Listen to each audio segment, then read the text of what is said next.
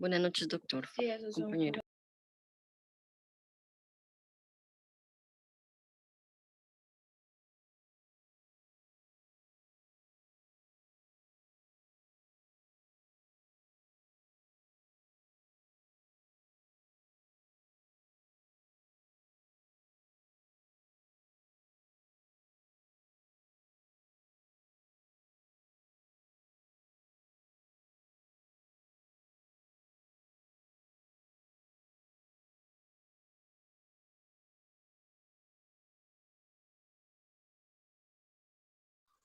Buenas noches, doctor, compañeros.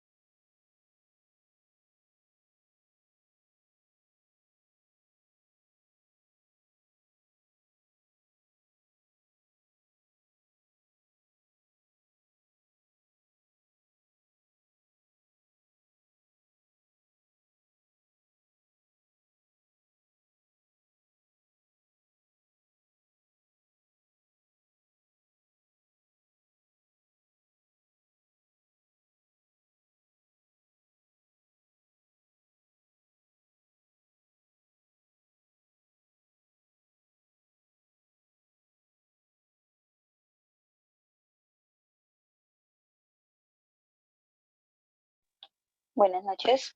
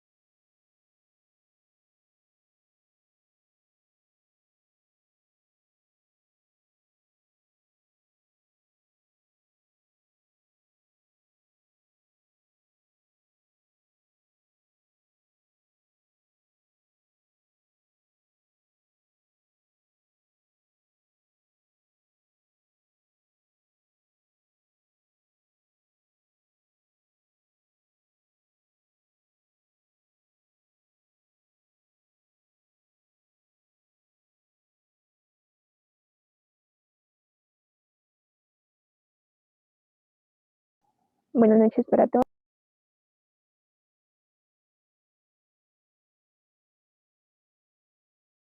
Muy buenas noches, compañeras y compañeros.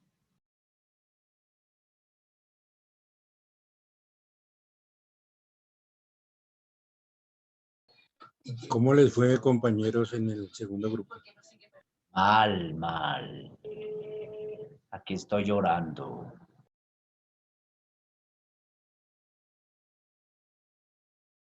Juanito, eso es muy cortico el tiempo. No alcanzo uno a leer. Yo saqué 1.5. Yo 2, y eso ni sé cómo. Buenas noches. Buenas noches. Tocar coger Biblia, orar por ella y pedirle un rescate, mano, porque si no, nos pegamos. Yo sí creo, coger la Biblia esta misma noche. ¿Cómo les fue en el parcial?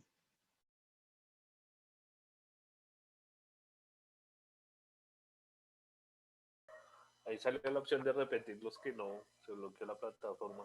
¿Toca ir mañana o hoy? Ponernos de acuerdo.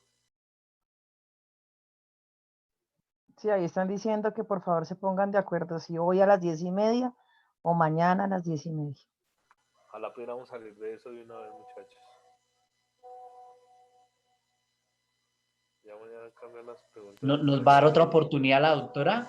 Sí, que lo va a habilitar. Yo No. creo que cojamos el De hoy. eso y de la Sí, profesora, compañeros.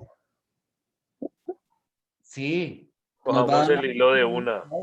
Sí, que hoy. Solo nombró 5 personas que ya pasaron con ese parcial, entonces que no necesitan presentar. Pero es que Cojamos el hilo de hoy. Que sí, que hoy. Contestó Laura hoy, Jenny Páez hoy. Sí, salgamos de una de eso. Hoy. Había unos compañeros que decían que mañana, que son... No, Compañeros, buenas noches. Se arrepiente la profe. Sí, después más engorroso el tema. O nos cambia las preguntas, ahí nos estaba escribiendo Julián, nos cambia las preguntas más duras y tras de que está bien complejo el tema. Mañana eso se pone más heavy, sí, efectivamente. Buenas noches, compañeros, pero sí deberíamos pedirle un poco más de tiempo. Es que 2 minutos por pregunta Pero, es compañera, exagerado. desafortunadamente ya 5 compañeros pasaron con 4 y hasta con 5 en el tiempo que dio, entonces ya ella tiene el fundamento para decirnos que no nos va a dar Ya que la tiempo. mayoría De hecho, ya lo dijo. Ya que la mayoría están acá, me gustaría decirles, ¿no? Sería interesante que lo hiciéramos hoy, sino más por decirles que excediera un día, puso 4 preguntas más.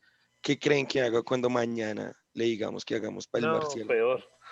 ¿No creen? No, yo lo pienso desde ese punto de vista. Claro. O sea, los del viernes rela, porque hicieron 6 preguntas. Los del viernes rela hicieron 6 preguntas y no estuvieron tan complejas porque yo las vi todas. Pero ya vi las de hoy y las de hoy obviamente llevan un trabajo más fuerte. Claro. Pero el sábado fueron 10 preguntas. Nosotros volvimos a repetir. Cambiaron el cuestionario. Los cuestionarios de nosotros fueron de 10 preguntas y no fue el mismo que nos hicieron el otro día, nos cambió el cuestionario. Y nos los cambió, no fueron las mismas preguntas del viernes, sino las cambió. Y también Andrés, que hoy, Paula.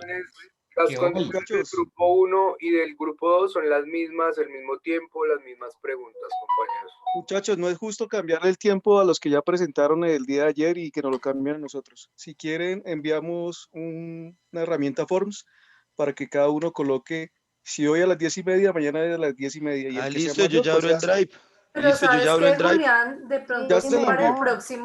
próximo parcial, porque sí, bueno, yo les digo, yo saqué 5, pero sí me parece que es muy corto el tiempo para 10 preguntas, 25 minutos y hay que leer.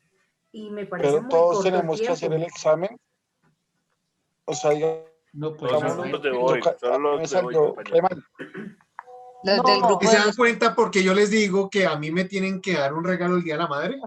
Ah, no, eso sí, profe, ya lo tiene, pero... Entonces usted no se ignora. Ay, profe, nomás usted mande la dirección para hacerle llegar el... El ramo de rosas. Ahora sí Julián, nos envía un mató, enlace, nos envía un enlace desarmó. para que lo diligencien, Ah, listo. y voten ahí. Profe, qué pena interrumpirle un momentico su clase. El Qué profe pena. entra ahí de incógnito y no nos dice Los nada. veo más preocupados, están más enredados que cabeza de árabe. Igualito, sí, así estamos. Los de un rasta. Una pregunta, No, que ya pena con está. ustedes, una pregunta. ¿Es que les va a hacer repetir a los que perdieron o fue que no pudieron presentar? Es que muchos no pudieron presentar porque Se cayó cayó la mira, plataforma. compañero. Las Se cayó la personas que plataforma y no presentaron aguantó las se cayó respuestas. la plataforma y solamente 5 personas. Oiga, muchachos, les hago una pregunta aquí de una vez. ¿Ustedes están hablando de que a las 10:30 de la noche, ahorita, examen? Y Sí, sábado y profe, domingo. de hecho, el viernes cuando salimos sí, de la clase otro- suya, nos tocó a las 10:30 ¿Con presentar quién están viendo parcial. ustedes? Y tampoco Con la- pudimos y nos tocó el sábado. El sábado. Y el No domingo. pudimos, nos Presentamos tocó el sábado parcial después a las 7 a de la las noche. 8:30. ¿Con quién están viendo? Doctora Nelly Nisperuso. La doctora Nelly. Juez. Saludos a la doctora Nelly Misperusa. Hagamos algo si les parece. Trabajemos rápido Listo, lo que me- tenemos que trabajar y les dejo un espacito ahí para que no lleguen Ah. tan asados. ¿Listo? Listo, Ese listo. regalo tocó complicarlo, ¿sí ven? Entonces, yo veré el Día de la Madre. Claro está que también ya se acerca Navidad, entonces soy en Copa 38B. ¿Qué más, muchachos? ¿Cómo les fue? Muy bien, Bueno, doctor, muchas doctor. gracias. Hubo cierta confusión, por lo menos Bien. en nuestro grupo, porque las sentencias fue como difícil lo del tema de los niños, pero pues con toda la teoría que logramos encontrar, logramos armar una situación ahí. Chévere, chévere, chévere, chévere, chévere. Les propongo una cosita. Hablemos rápidamente, gastémonos una horita y dejamos aquí abierto para que puedan estudiar, pero movámonos rapidito a grupitos, un representante por grupo y vamos hablando. Entonces, muchachos, ya les voy a remitir el correo electrónico, ya se lo envío ya Donde enviamos el ensayo. para que envíen el ensayo, por favor le ponen el número al curso, Teresa, por favor. ¿Listo? Listo, doc. Y Qué empecemos pena, con aviso alguien. parroquial. Qué pena, doctor. No aviso parroquial. Solo van 30 personas que han contestado la encuesta de si hoy o mañana. Están respondiendo, siempre pasa lo mismo. Compañero, disculpe, es que yo no estoy en el grupo de alumnos, entonces yo lo quiero para hoy, qué pena. Deja el link acá, en el Zoom de acá. Ah, ok. Gracias. Ya lo envío por acá.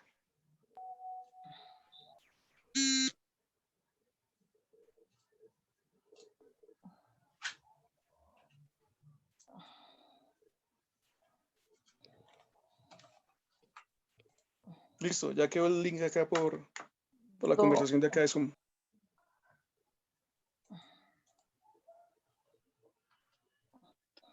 Usted dirá, profe, cuando iniciamos el... Levantemos la manito y listo, ya terminaron de hablar ahí, sus chanchullos.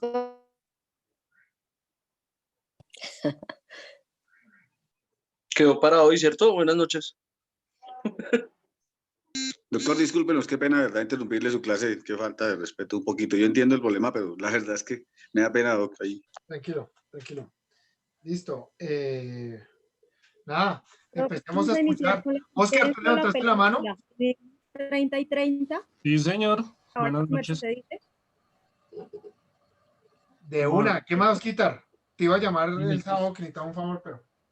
Hermano, nada más es que me diga. Toca arreglarle ese Instagram viejo, toca hacerle una publicidad en chévere, pero bueno. Bueno, de Después una. la debatimos. Pero espere que estoy estrenando, ahorita que estrene ese, ahí sí nos damos garra. ¿Qué más? Cuéntamelo todo, mi hermano. Bueno, nosotros con mi grupo tomamos la película. Sí. Entonces hicimos el análisis del caso de Stefano Cucci. Entonces, bueno, para poner en contexto a los compañeros que tomaron el otro caso. Entonces, bueno, Stefano Cucci es requerido por carabineros en la noche entre el 15 y 16 de octubre de 2009. En el registro se le encuentra posesión de drogas en pequeñas dosis. Él lleva a la comisaría en donde bajo presión y sin asistencia de un abogado se le hace presión para que declare no solo que era consumidor, sino que también era traficante de drogas. El detenido no accede a las pretensiones de los carabineros, quienes teniéndolo en custodia y en estado de indefensión proceden a golpearlo de manera salvaje y contundente. Estando en custodia es presentado ante un juez, aunque el detenido alega en repetidas ocasiones que le permitan ver a su abogado, esto no se le permite. Al ser presentado en la corte le asignan un abogado de oficio, a pesar de que el detenido alega que él tiene un abogado y que está incapacitado, pero ante la situación decide aceptar ese abogado de oficio que lo represente. El testimonio que recibe la fiscalía, el juez, es el del carabinero que realizó el reporte, o sea, el que lo capturó, y el juez le pregunta al detenido que si se allana o no a los cargos, quien acepta el porte de dosis mínima para consumo personal, pero rechaza el de tráfico de estupefacientes. Su abogado el único recurso que usa es realizarle una pregunta al detenido, la cual es corta y la verdad no tiene mayor relevancia, es preguntarle si él alguna vez había sido consumidor de drogas o si había estado en un centro de rehabilitación, que realmente pues, me pareció como muy soso por parte de un abogado que no haga más. Sucedió todo esto, el juez resuelve que él debe ser mantenido en custodia a espera de juicio por tráfico de estupefacientes y por la posesión de drogas. Debido a las lesiones que presentaba, la salud del detenido se deteriora en los días siguientes, días en los cuales se le negó la posibilidad de comunicación tanto con la familia como con un abogado, terminando con la muerte del detenido el día 22 de octubre del año 2009, una semana después. Bueno, entonces en el análisis nosotros lo que hicimos fue, dentro del procedimiento se encuentran diversos errores que exponemos a continuación. Entonces él estando detenido por posesión de drogas y antes de ser presentado ante un juez, es persuadido para generarle culpa en un delito punible como es el tráfico de estupefacientes. Esto con el fin de agravarle su delito. Y que el detenido pues tenga menos posibilidad de salir libre y posiblemente los carabineros, creería yo, obtengan algún tipo de reconocimiento. Entonces, si nosotros nos referimos a la justicia colombiana, entonces en el Código Penal, en el artículo 220, encontramos la injuria. Entonces, es el que haga a otra persona imputaciones deshonrosas, incurrirá en prisión de 16 a 54 meses y multa de 13.33, 1.500 y 1.500 salarios mínimos legales mensuales vigentes. También encontramos en el artículo 286 la falsedad ideológica en un documento público. Entonces, el servidor público que en ejercicio de sus funciones al extender documento público se pueda servir de prueba, consigne una falsedad o calle total o parcialmente la verdad, incurrirá en prisión de 64 y 144 meses e inhabilitación para el ejercicio de derechos y funciones públicas de 80 a 180 meses. Eso por ese lado. Ahora bien, nos vamos a las lesiones. Las lesiones infringidas por agentes de la ley a una persona en estado de indefensión. Entonces, para esto nos remitimos a la normatividad para la protección de los derechos humanos de las personas privadas de la libertad. Entonces, ahí encontramos que el derecho a no ser sometido a torturas, ni tratos, ni penas crueles, inhumanas o degradantes. Entonces, la persona privada de la libertad será tratada humanamente, con respeto, su dignidad inherente a sus derechos y garantías fundamentales. Deberán ser protegidas de amenazas, actos de tortura inhumanos o degradantes, castigos corporales o cualquier método que tenga como finalidad anular su personalidad. En el Código Penal colombiano encontramos en el artículo 178 la tortura, que básicamente es lo que nosotros inferimos que fue lo que sufrió el detenido. Entonces, el que infrinja a una persona los sufrimientos físicos o psíquicos con el fin de obtener de ella un tercero una información o confesión se castigará por un acto por ella cometido o que se sospeche que ha cometido de intimidarla o coaccionarla de cualquier razón que comporte algún tipo de discriminación, incurrirá en prisión de 128 a 270 meses y multa de 1.070 y bueno, en fin. Su merced ya conoce el código. Nos extendemos acá leyendo todo el código. Bueno. Desde su detención, el civil solicitó de manera repetitiva un abogado, el cual se presume estaba en capacidad de contratar, de tener sus servicios. Ese derecho le fue negado, siendo prácticamente obligado a tomar un nuevo oficio. Entonces allá encontramos errores en la forma como se llevó el proceso. Entonces, bueno, las reglas mínimas para el tratamiento de los reclusos. Entonces, adoptados en el primer Congreso de las Naciones Unidas sobre la prevención del delito, tratamiento del delincuente, celebrado en Ginebra en 1955, y aprobadas por el Consejo Económico Social de Resoluciones 663 del 31 de junio de 1957. En la segunda parte nos habla de las reglas aplicables a categorías especiales. Entonces, en la parte C encontramos a personas detenidas o en prisión preventiva. Entonces, a estas personas se les permitirá, en el punto 91, se les permitirá que el acusado sea visitado y atendido por su propio médico, su dentista, si su petición es razonable y está en condiciones de sufragar tal gasto. Un acusado deberá poder informar inmediatamente a la familia de su detención y se le concederán todas las facilidades razonables para comunicarse con ésta y sus amigos, para recibir la visita de estas personas con la única reserva de las restricciones y las vigilancias necesarias en interés de la Administración de Justicia y de la Seguridad y del buen orden del establecimiento. En el punto 93 encontramos que el acusado estará autorizado a pedir la designación de un defensor de oficio cuando se haya previsto de dicha asistencia y a recibir visitas de su abogado a propósito de su defensa. Podrá preparar y dar a este instrucciones confidenciales para ello. También encontramos en la sentencia C621 del 98 el derecho a la defensa del detenido. Entonces se habla que en la misma Constitución, en el artículo 29, se consagra como parte del derecho de defensa el escoger un abogado, por lo cual resulta apenas lógico que en el momento de la captura se informe al detenido sobre la posibilidad de la normatividad que la normatividad le confiere de entrevistarse en forma inmediata con el profesional que pueda actuar en su defensa. También encontramos el derecho del capturado a no ser incomunicado. El capturado debe saber que igualmente goza del derecho en el rango de constitucionalidad a no ser incomunicado. La incomunicación, el capturado tiene derecho a saberlo. Está proscrita en nuestro ordenamiento jurídico tanto y se aplica como mecanismo provisional como si se impone a título de pena, toda vez que afecta el núcleo esencial de varios derechos fundamentales y en la práctica se convierte en una forma de tortura. Entonces, bueno, de lo anterior nosotros, ¿qué hicimos? Destacar las fallas en el debido proceso a las cuales fue sometido el detenido, el cual no solo tenía el derecho a elegir un abogado de su confianza, sino además un servicio médico propio, que podemos ver que de todas maneras, aunque él sí lo vieron médicos, no lo vieron con la importancia que lo hubiese visto un médico si hubiese tenido el contacto con su familia o con su abogado. La negligencia y la casi inexistente labor por parte del abogado. Para mí yo creo que esto es como un curso de lo que no debe hacer un abogado en una defensa, y es que en el momento en el que él lo ponen frente al juez, o sea, poquito más y le dice declárese culpable que usted sí hizo todo, porque no alegó nada a favor del detenido, ¿cierto?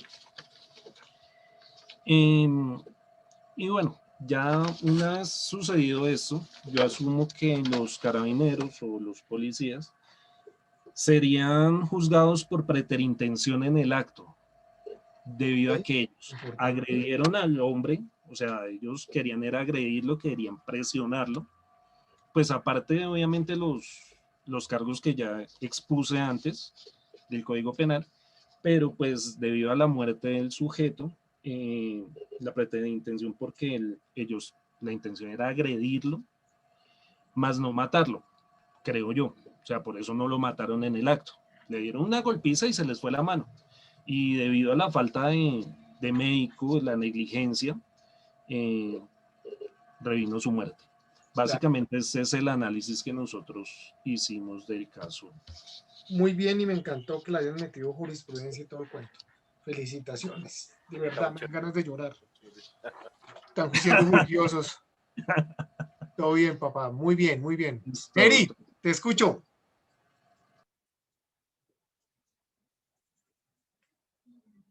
Hola, profe, buenas noches. ¿Cómo te va? ¿Todo bien? Muy bien, sí, señor. Bueno, nuestro grupo pues está conformado por Sandra Milena Aya López, Gina Rocío Pulido Silva y pues quien les habla, Nelly Joana Cela. Nosotras quisimos hacer el ensayo del caso de Estefano, de la película y pues encontramos lo siguiente. En la película Carne Propia, pues el nombre es Stefano Cucci, edad 31 años, fecha de detención 15 de octubre del 2009, fecha de la muerte 21 de octubre del 2009, que se le incautan 20 gramos de hachís, que es un tipo de marihuana, y 3 papeletas de cocaína, además del Rivotril, medicamento que se tomaba por prescripción médica, teniendo en cuenta que era epiléptico. Los cargos que se le imputan es tráfico o posesión de drogas, y el lugar donde ocurren los hechos, en Italia. Entonces, pues ya empezamos con el ensayo, y acá se presenta un caso de detención que está bajo la custodia de los Carabinieri, que es la policía militar italiana, donde 3 policías lo golpean brutalmente, aún estando esposado, ocasionándole hematomas en el rostro, espalda, piernas y diferentes lesiones, como una fractura en la mandíbula, lesiones en el abdomen, tórax, que incluían una hemorragia interna, 2 vértebras rotas, según se dice en el expediente médico. Esta información pues la encontramos en documentos anexos del caso. En muchas ocasiones, cuando se le preguntó a Cookie, como decían en la película, cuando le preguntaron que cómo se había lastimado, él respondió que se había caído varias veces por la escalera. Esto fue tomado en cuenta un temor infundado, ya que su versión contra los Carabinieri, donde podría aumentar su pena. Asimismo, siempre manifestó que hablaría de lo que realmente le había sucedido si lo dejaban hablar con su abogado. Luego de los continuos golpes, estuvo detenido en 3 penitenciarias de hospitales quienes habían constatado sus lesiones. El señor Cookie siempre adujo que solicitaba a su abogado y que le dieran su medicación, ya que era epiléptico. En el momento de la audiencia, se levantan los cargos correspondientes por tráfico de drogas y posesión. Se presenta un caso en el que todo aparato de justicia se aplicó armoniosamente para consumar no solo la detención arbitraria, sino la tortura y la muerte de un joven al que probablemente solo debieron imputar posesión de drogas, y nunca manifestó las agresiones a las que le habían ocasionado los Carabinieri. La muerte de Stefano Cucci ocurrió durante la madrugada del 22 de octubre en el 2009, 6 días después de su detención, pese a los reclamos de la familia para poderlo ver, la cual se negaban siempre sus visitas. Como conclusión, vemos que Stefano, además del Rivotril que tomaba por prescripción médica para su control de ataques epilépticos, razón por la cual se le acusa de ser distribuidor de alucinógenos, iniciando una serie de sucesos de violencia policial, violencia de derechos humanos, desvinculación total de su familia, la asignación arbitraria de un abogado de oficio sin poder tener la posibilidad de contratar a su abogado personal, la negativa de suministrarle los medicamentos y el maltrato psicológico al que es sometido por la evidencia fehaciente de la vulnerabilidad de derechos de Stefano. El aislamiento de todos los miembros de seguridad hizo que nadie cayera en cuenta de la gravedad del estado de la salud de este detenido, tal como se evidencian los informes de medicina forense. Hacemos un análisis del caso también tomando como referente el Estado colombiano, y vemos que se violó los siguientes derechos: la dignidad humana en el artículo 1 del Código de Procedimiento Penal, donde se aduce que los intervinientes en el proceso penal serán tratados con respeto debido a la dignidad inherente al ser humano.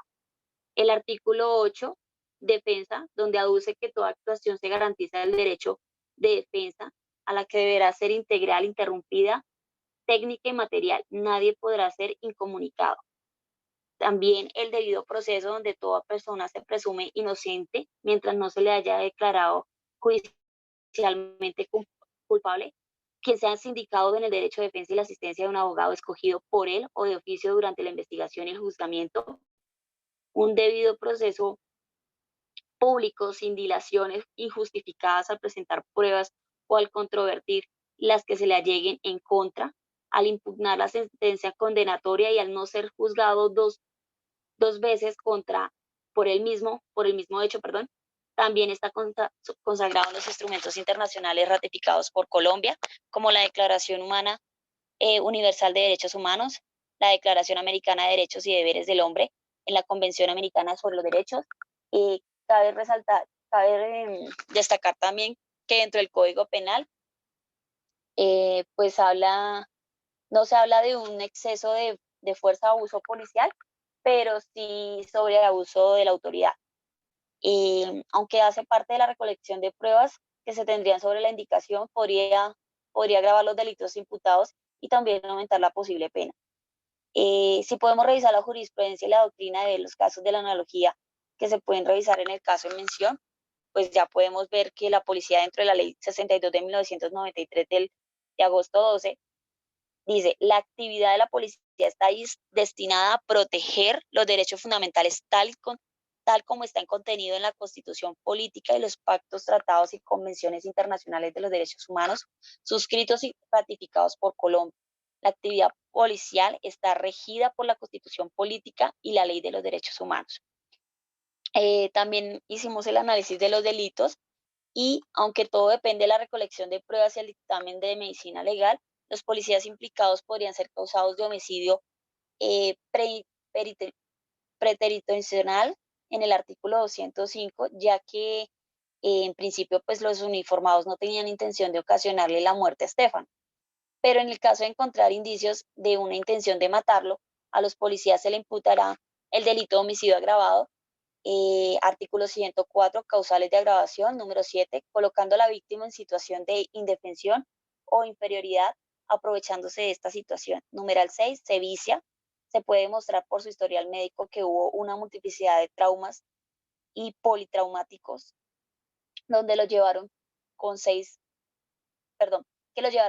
días de dolor y ocasionándole la muerte. En este caso, pues también hicimos un referente como de acuerdo a la defensa y logramos identificar que el análisis de la situación legal de estos policías es un homicidio agravado, queriendo lesionar, que termina causando la muerte. Esto llamaría exceso de uso de la fuerza. En este caso se agrava porque la persona está en un estado de indefensión y el caso se tomaría la pena máxima. Como se trata de un preterintencional, la rebaja de la pena podría corresponder hasta la mitad, y la pena estando rodeando a los 25 años de prisión, doctor Felipe. Perfecto, súper. Bueno, un análisis bien completico, hasta con pena. Bien, gracias. Sí. Listo, profe. Bueno, doctor. Listo. Muchas gracias, doctor. Vale. Igual ya se lo enviamos al correo. Listo. José, ¿qué hubo? ¿Cómo estás? ¿Cómo te fue con los niños del bus? Doctor, buenas noches. Sí, señor. Nosotros, desafortunadamente no logramos encontrar concretamente el texto de la sentencia como tal, pero pues fuimos juiciosos al momento de mirar a fondo todo el caso en el que murieron 32 menores de edad, un adulto, y hubo 18 heridos por accidente acaecido en Magdalena Atlántico. Algunos documentos referían el 18 de mayo, otros el 20 de mayo de 2014. Nuestro grupo está integrado por Juliet Cruz, William Ardila, Daniel García, Alfredo Amaya. Entonces los implicados, el primero fue el conductor, Jaime Gutiérrez Ospino, con unas características específicas del comportamiento, el conductor del bus que explotó y se incendió. Siempre de forma rutinaria se conoció que transportaba a los niños y pues obviamente que con la cantidad que se refiere accidentada pues llevaba sobrecupo de pasajeros. Transportaba gasolina en Pimpinas, todo esto por testigos se conoció, en la cabina para abastecer el bus. Según una hipótesis, intentó cambiar la marcha del bus de gas a gasolina en la parte delantera del vehículo. Conducía el bus consciente de que no tenía salida de emergencia. Estas son características exigidas por el decreto 347, 348 de transporte público. Se bajó a echarle gasolina al bus cuando vio que estaba echando chispas y al parecer, pues, unos dicen que huyó del lugar, otros dicen que no huyó del lugar, sino que iba a buscar cómo lograr evitar lo que estaba pasando. Conducía el bus que no contaba con SOAT ni tecnomecánica desde hacía 2 años atrás. y él mismo no tenía pase de conducción. Según las investigaciones, tenía conocimiento del estado del bus. Conducía el bus que ya no tenía vida útil para el servicio público. Estas son las circunstancias que rodean el comportamiento de esta persona.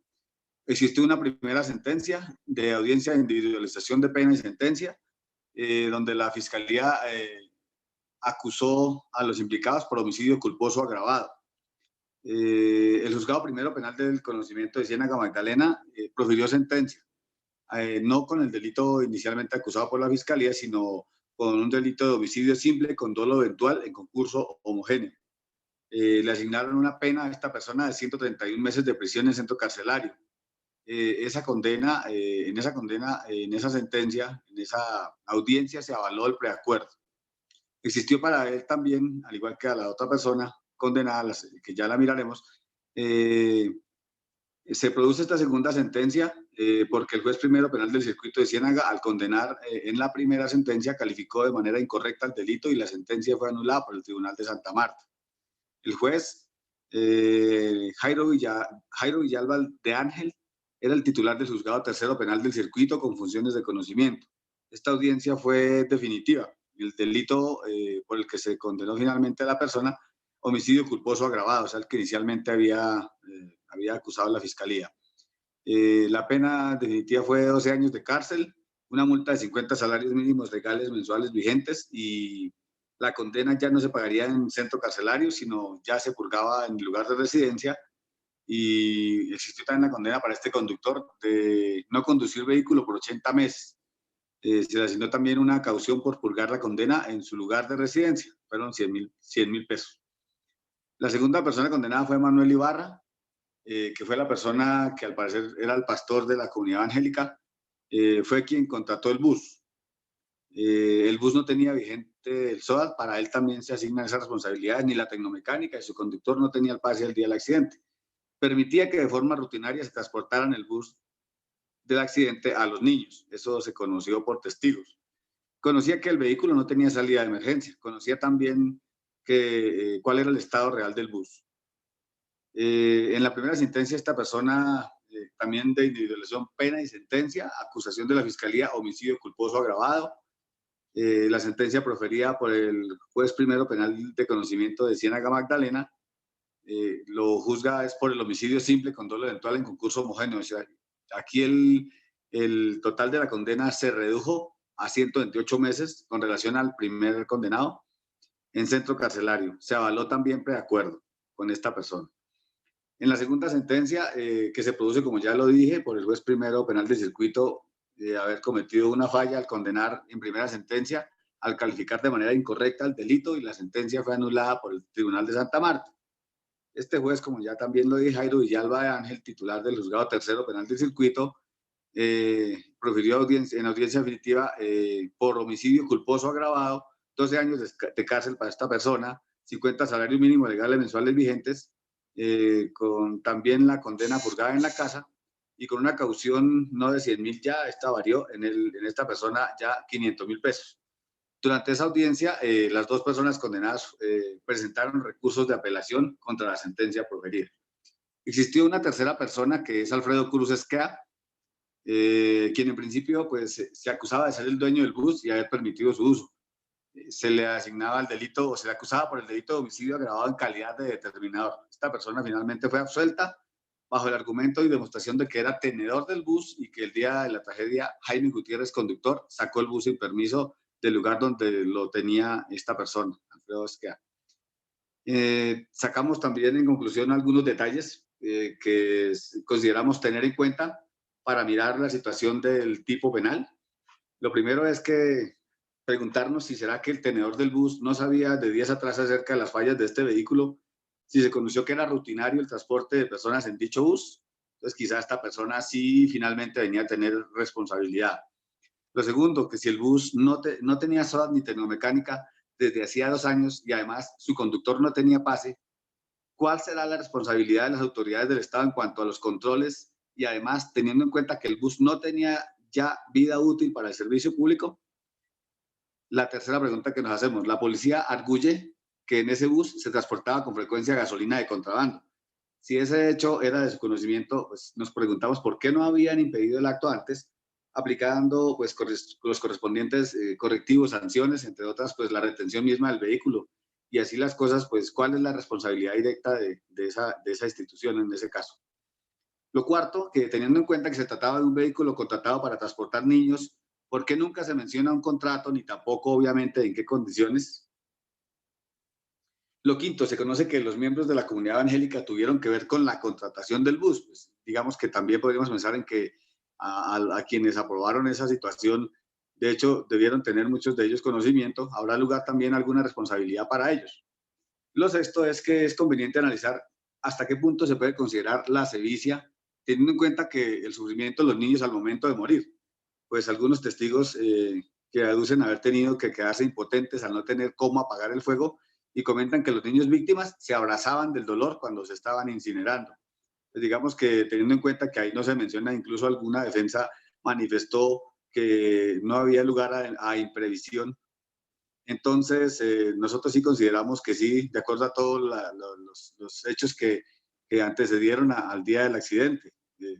Fue bastante tiempo el que se tuvo la posibilidad de mirar las circunstancias concretas del vehículo para poder haber evitado esa catástrofe. Lo séptimo, un tío de una víctima aduce que el bus estaba botando gasolina.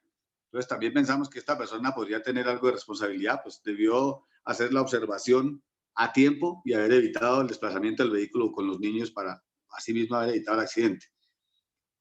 Un octavo punto, que hasta qué punto es justificable la inexistencia oportuna de los bomberos. Si pues fue tan isofacto y tan rápido el accidente como para que los bomberos no acudieran al lugar a prestar el debido auxilio.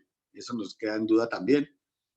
Lo noveno es que hasta qué punto se puede considerar la responsabilidad del Ministerio de Transporte en cuanto a la seguridad del transporte público nacional. Estos controles pues se sabe que se extienden por todo el país y se controla la forma y la estructura que los vehículos deben tener para prestar este tipo de servicios, y más tratándose de transporte de niños.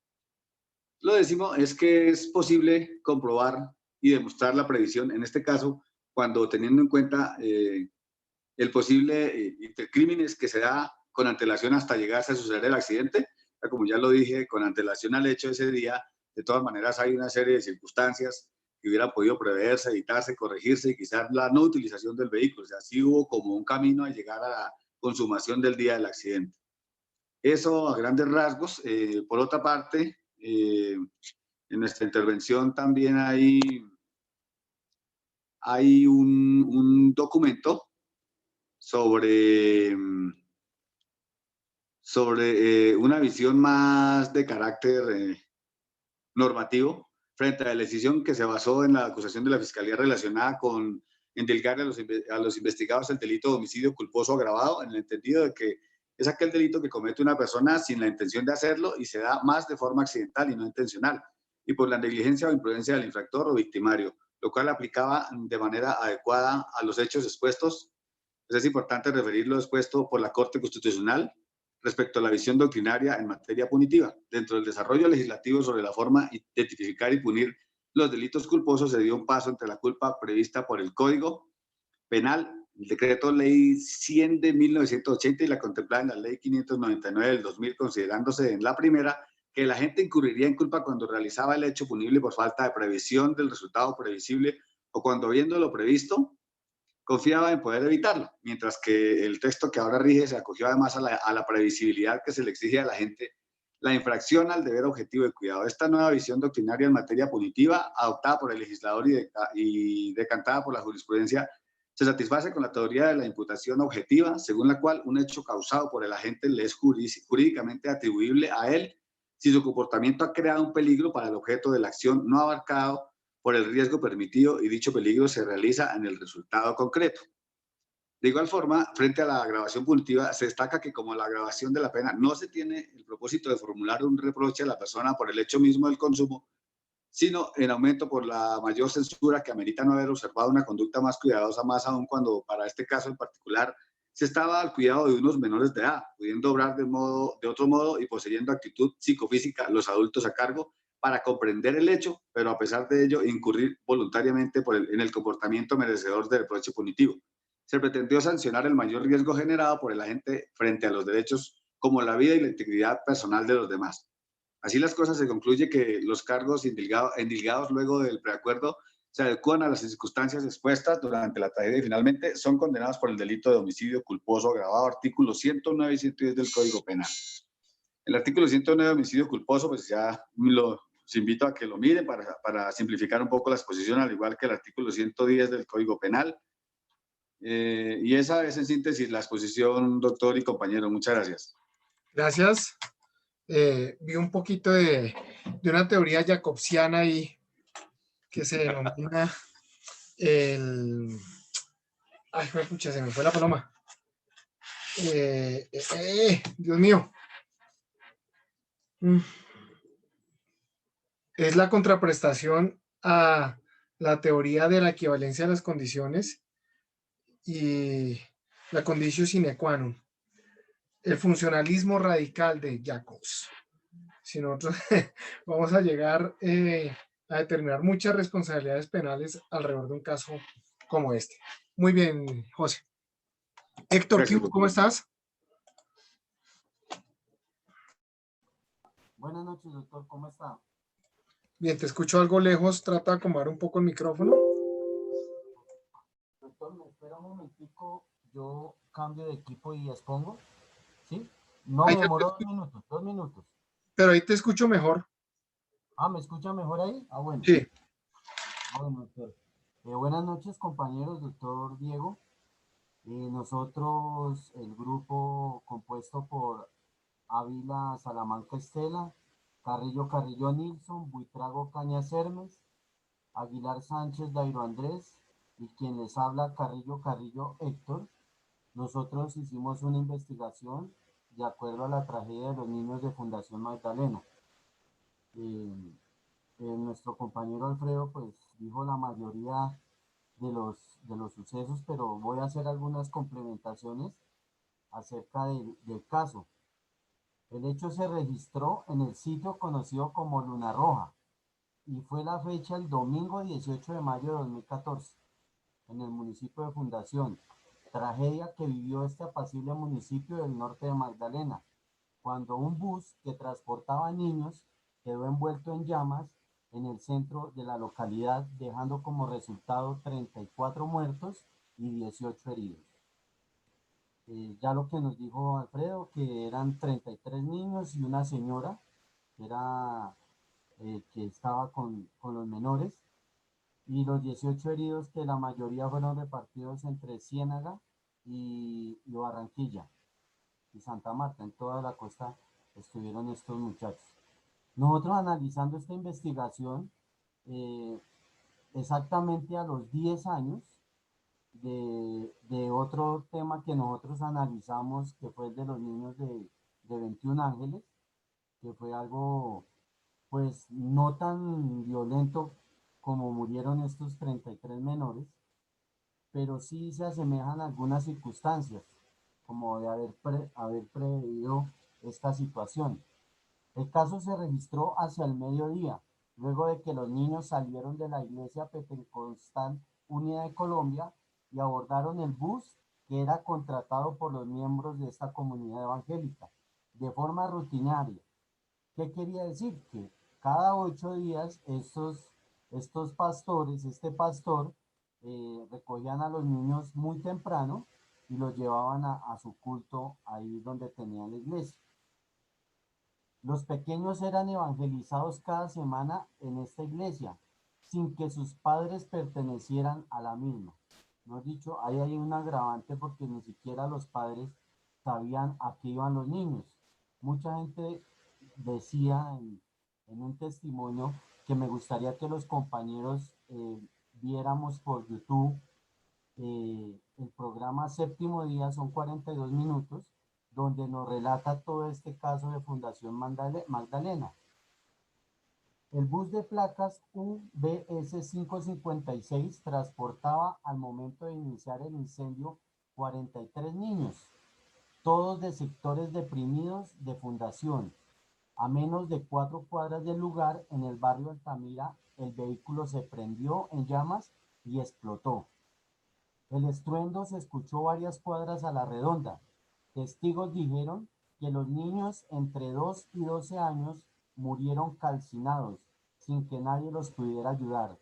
Solo los más grandes alcanzaron a saltar como pudieron, con el carro en llamas, pero muchos de ellos sufrieron quemaduras graves. La primera versión del siniestro señala que el bus transportaba gasolina de contrabando, práctica que es común en la región, en la costa, de acuerdo con denuncias de la misma policía, pero realizada la investigación y consultada a las personas responsables del hecho, el error fue inyectar gasolina en el carburador de la buseta con los niños montados en el transporte.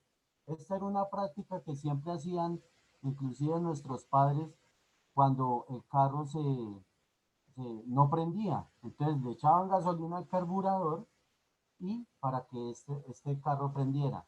Teteriarlo.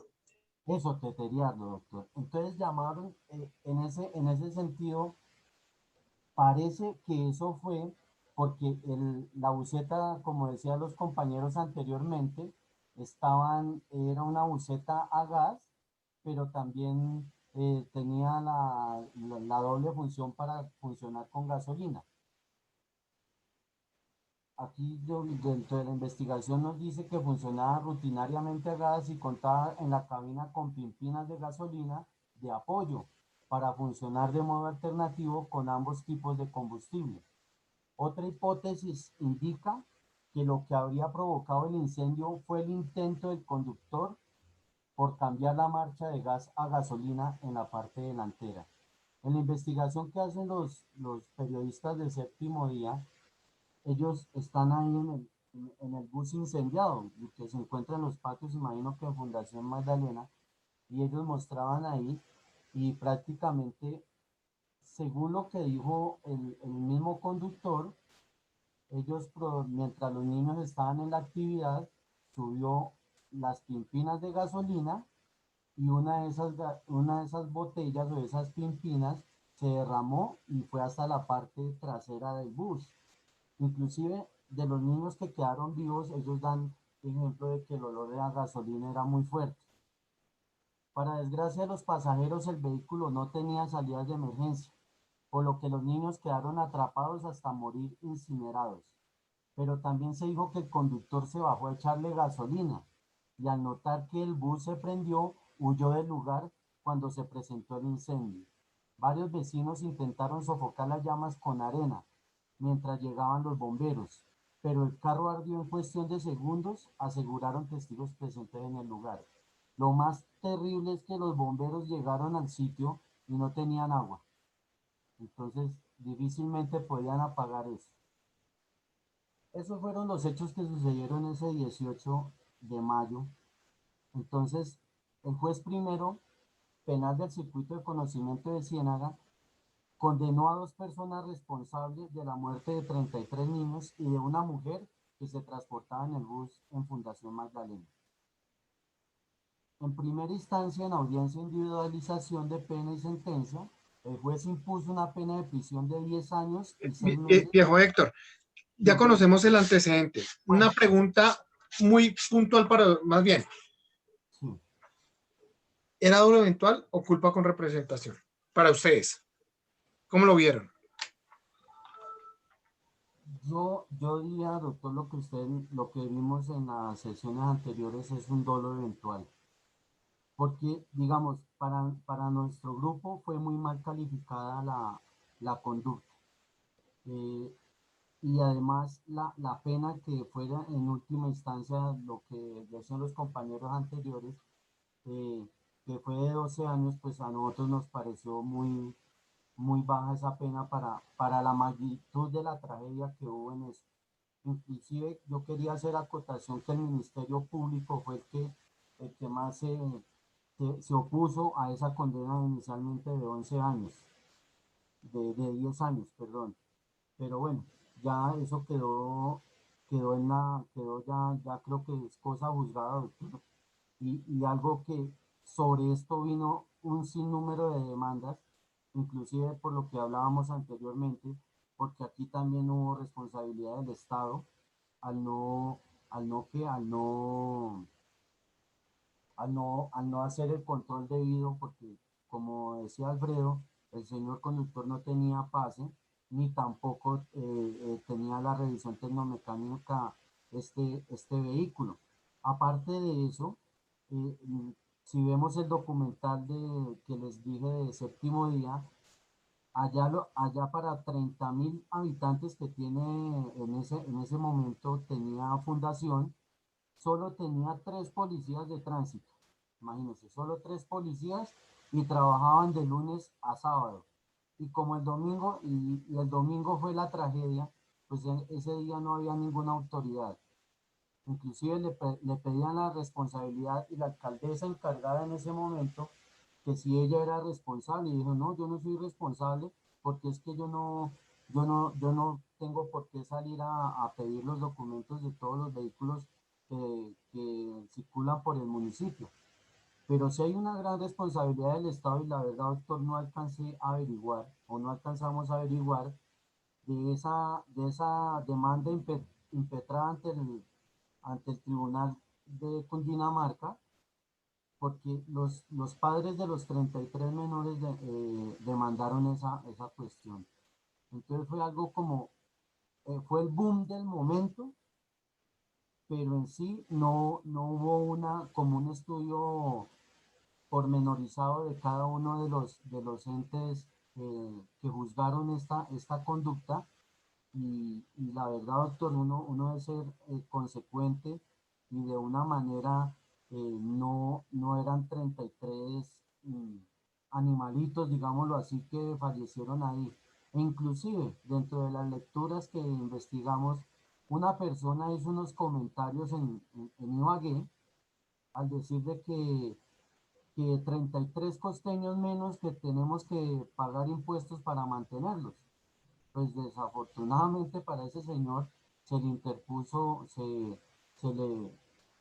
una condena a pagar en dinero por abrir la boca, así por decirlo vulgarmente. Pero sí, doctor, en ese sentido, para nosotros y para el grupo, la rama judicial, en este caso en la rama penal, no tomaron la decisión y a consecuencia de esto no dejaron ese parámetro como para que se viera que en el Estado colombiano deben ser más estrictos con este caso de las revisiones tecnomecánicas e inclusive las personas que no poseen una licencia de tránsito. Pues hasta ahorita tienen que pasar las cosas para que el Estado funcione. Pero más sin embargo hemos visto que primero fue lo de 21 Ángeles y ahora lo que pasó también ahí en Ciénaga, inclusive algo muy parecido, pero bueno, eso no era de transporte, lo que pasó este año allá en el Magdalena también con el camión ese cisterna que se estalló. Ese fue el desarrollo que nosotros colocamos, doctor.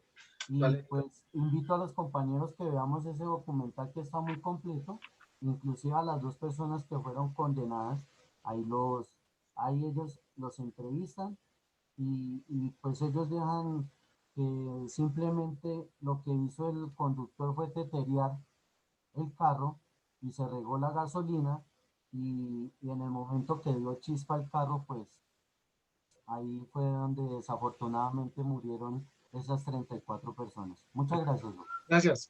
Gracias. Marcelita Velasco. Buenas noches, profe, compañeros. Profe, quería agregar un poco, teniendo en cuenta el trabajo realizado con mis compañeras Juliana Cárdenas, Paula Hernández, Jennifer Mesa y pues la suscrita. Nosotros abordamos el tema de Stefano Cucci y quería irme un poquito más allá, pues de pronto lo que los compañeros dijeron, que es ya referente a lo del tema de la película y demás, como para no extendernos. Quisiera dar unos datos referentes a la investigación de lo que fue el caso, pues en la realidad, ¿no? De cómo inició el proceso y cómo se desarrolló todo en Italia como tal. Este proceso inicia en el 2010. En ese momento inician pues a imputar cargos a varias personas. En el 2013 absolvieron a los funcionarios de las prisiones que tuvieron a Stefano bajo su custodia, al igual que a las enfermeras. En esas audiencias de esas fechas de 2013, condenaron por homicidio culposo a los médicos, que atendieron en su respectivo momento a Estefano. Sin embargo, en octubre de 2014, el Tribunal de Apelación revocó la decisión y absolvió a todos los acusados por falta de pruebas. Eso fue en el 2014.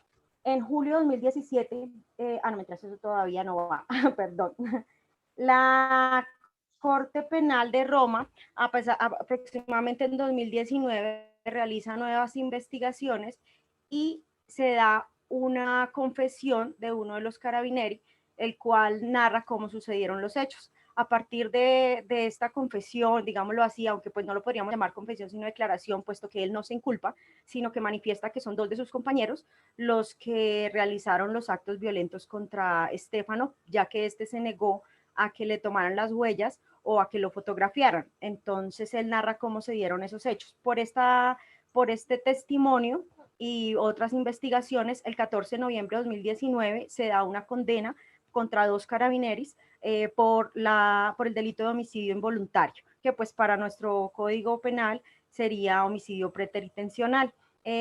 Algo de pronto también para acotar sería el tema de la tortura. Algunos compañeros lo hablaron, estamos de acuerdo en que fue víctima de tortura, pero sucede que en Italia este tipo penal se incluyó apenas en julio de 2017. Por tanto, cuando sucedieron los hechos respecto a Estefano, no se encontraba en vigor esta norma y pues teniendo en cuenta que no está la retroactividad de la misma, no se pudieron juzgar por el delito de tortura. Era como eso de pronto para agregar. Listo, súper. Gracias. Muchachos, les propongo, continuamos mañana y dejamos esto abierto para lo del examen o quieren que adelantemos más intervenciones. Pues sí, para que los compañeros estén tranquilos para el examen. Vale, listo, Chamorrín. Entonces, muchachos, concéntrense en el examen, ya ahorita hablamos y por favor, digamos, hagamos una cosa, me escriben si ya enviaron, ya les voy a confirmar los correos que ya recibí y les escribo al grupo, ¿listo? Gracias, profesor, muy amable. Gracias, profe. Muchas gracias, doctor. ¿Nos podemos desconectar? Gracias. Buenas noches. Suerte. Profe, ¿nos podemos desconectar? Sí. Ya tomó foticos y todo, ya nos desconectamos. Profe, gracias. Gracias, doctor. profe. Doctor, ¿se envía el correo de siempre? ¿El correo de siempre o será que no lo ahí en el puede? chat, está. Ahí está en el chat del correo. Gmail. Ok, gracias. Muy amable. Listo. Chao. Profe, gracias. Chao. Gracias. Feliz noche, que descanse.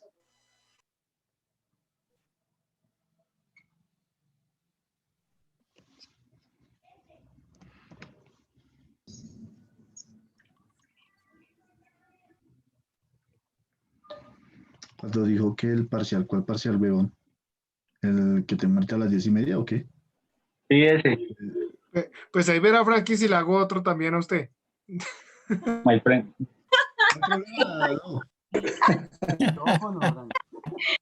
Qué horror. La respuesta. Ay, no, me activó solo mi Gracias, Do. cómo me río.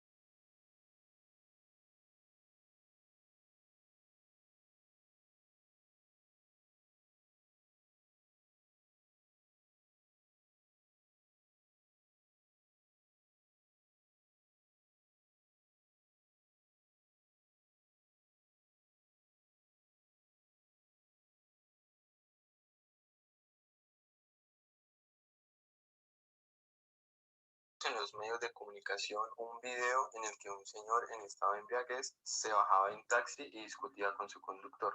Después de un intercambio de gritos, el conductor del taxi se bajó y sin medir palabras se dirigió de manera violenta contra el pasajero y le dio un fuerte golpe en el rostro. Todos vimos en el noticiero cómo caía el señor al piso y al caer su cabeza se golpeó en 2 ocasiones. Lo que no podíamos creer era que con el golpe al caer perdiera la vida en el instante. La pregunta que nos hacemos es, ¿el taxista quería matar al pasajero? Fue un golpe muy fuerte, es verdad, pero en la vida cotidiana las personas mueren por un golpe en el rostro. La intención era causar una lesión personal, pero en realidad lo mató. Se le puede reprochar la muerte del pasajero como si el taxista hubiese querido matarlo o se debe valorar la conducta de una manera diversa atendiendo las circunstancias del hecho. Pues bien, tratemos de hablar un poco del tema. Para ello los invito a que abordemos una categoría dogmática denominada preterintención y que se encuentra en el artículo 24 del Código Penal. Empecemos por comprender el uso corriente de la palabra. El vocablo preterintención viene del latín praeter intentione, que significa más allá del propósito. Suele también decirse ultraintención para designar el mismo concepto.